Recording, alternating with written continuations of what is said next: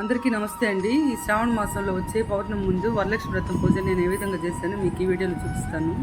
అయితే మనలో చాలామంది వరలక్ష్మీదేవి పూజని కలశం లేకుండా వ్రతంలాగా చేసుకోలేని వాళ్ళు చాలా సింపుల్గా లక్ష్మీదేవికి ఇష్టమైనట్టు షోడశోపచార పూజ చేసుకుంటే కూడా అమ్మవారి అనుగ్రహం పొందొచ్చండి. మనం రెగ్యులర్గా అయితే మనం ఈ వరలక్ష్మీదేవి పూజని శ్రావణ మాసం ముందు వచ్చి శుక్రవారమే చేసుకుంటుంటాం కదా.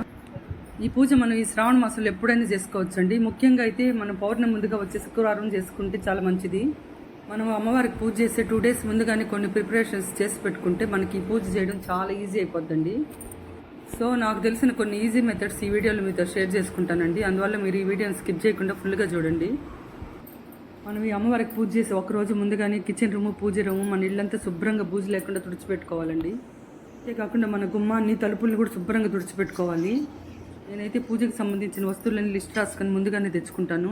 వాటిలన్నీ గుర్తుగా ఒక చోట పెట్టుకుంటానండి. అప్పుడు ఎత్తుక్కోకుండా మనం ఈజీగా చేసుకోవచ్చు. మనం ఎలాగ ఇల్లు వాకిలు శుభ్రం చేసుకొని క్లీన్గా ఉంటాం కదా, కాబట్టి నేను నైవేద్యానికి సంబంధించిన వస్తువులన్నీ కూడా ఒక చోట పెట్టేసుకుంటానండి గుర్తుగా.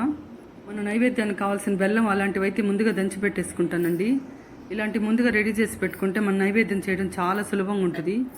అయితే మనం అమ్మవారికి పూజ చేసే రోజు చీకటితో లేసి తలంటి స్నానం చేయాలి. గుమ్మానికి పసుపు రాసి బియ్యం పిండి కుంకుమ బొట్లు పెట్టుకోవాలి. ఇంటి ముందుగా పద్మముగ్గులు వేసుకుని తులసి కోటను కూడా అందంగా అలంకరించుకోవాలండి.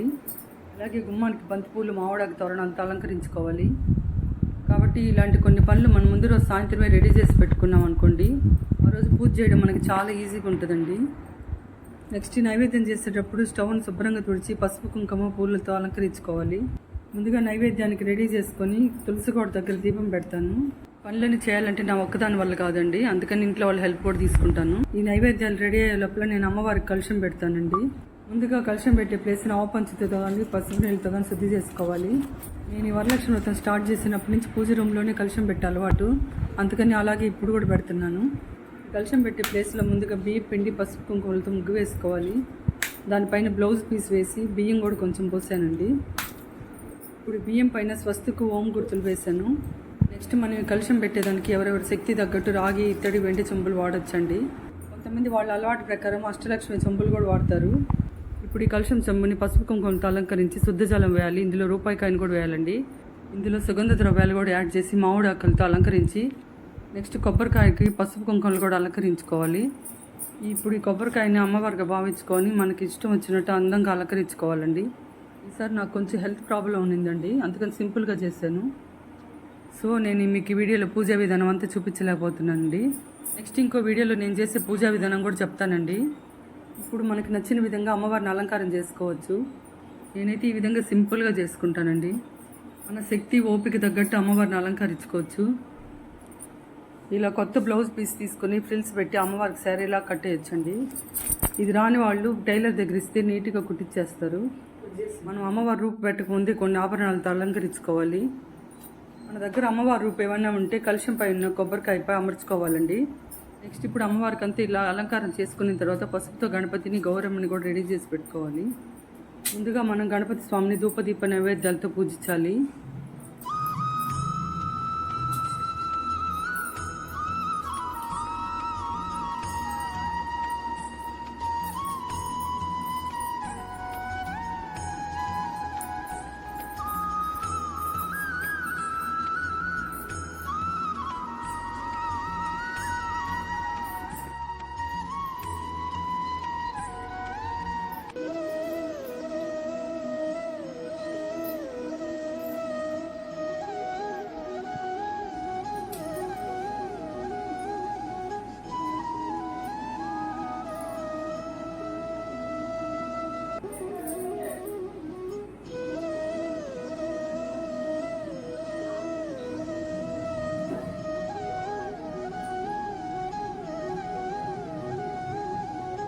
నెక్స్ట్ ఇప్పుడు అమ్మవారిని అంతా అలంకరించుకున్న తర్వాత ఆవు నెయ్యితో కానీ నువ్వుల నూనెతో కానీ దీపారాధన చేసుకోవాలి.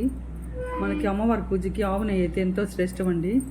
ఇప్పుడు అమ్మవారికి ప్రాణ ప్రతిష్ట, కలుష పూజ, అష్టోత్తర శతనామాలు కూడా చేయాలి.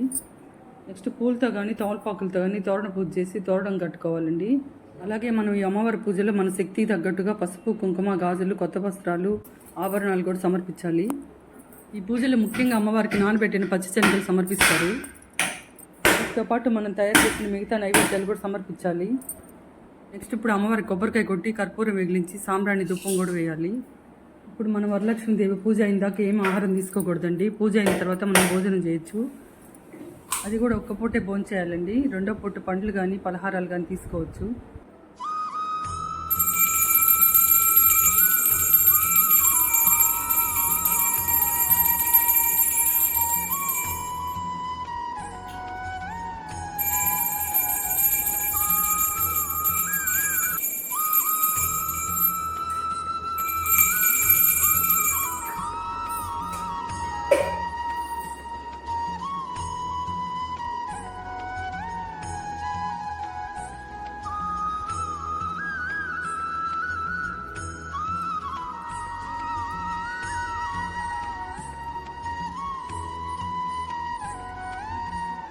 ఇలా పూజ అంతా కంప్లీట్ అయిన తర్వాత మన ఇంటికి వచ్చిన ముత్తైదుల్ని మన అమ్మవారిగా భావించి మన శక్తి కొద్దీ మనం తాంబూలం ఇచ్చుకోవాలి.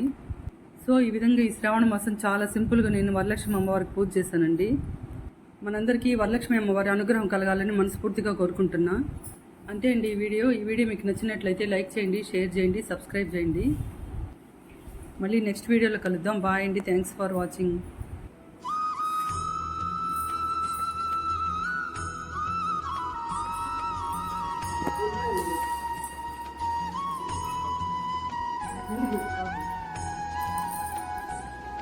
ఫ్రీగా ఉంది పెట్టుకోవాలి.